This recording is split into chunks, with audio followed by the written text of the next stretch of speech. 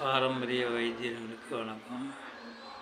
இது துருசு பஸ்பம், துருசு சுண்ணம் இல்லை, துருசு பஸ்பம். இது எதுக்கு ஆகும்னா, காச நோய், ஆஸ்மா, டிபி, தீராத சளி, சுவாசம் அடைப்பு, இது எல்லாத்துக்கும் ஒரே ஒரு அனுபானம் திரிகடுகு சூர்ணம் 1 கிராமு. இதில் ஒரு அரிசியடை கையில் போட்டு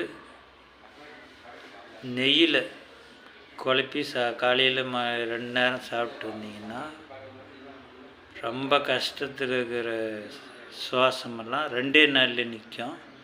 ஆனால் 1 மண்டலம் சாப்பிட்ணும். தேவைப்பட்ட நம்ம பாரம்பரிய வைத்தியருங்க வாங்கி கூட பயன்படுத்திக்கலாம், நல்லாயிருக்கும். இது ஆசிட்டுக்கு நிற்கும். தயிரில் போட்டிங்கன்னா தயிர் வெள்ளையாக இருக்கும், பச்சை வராது.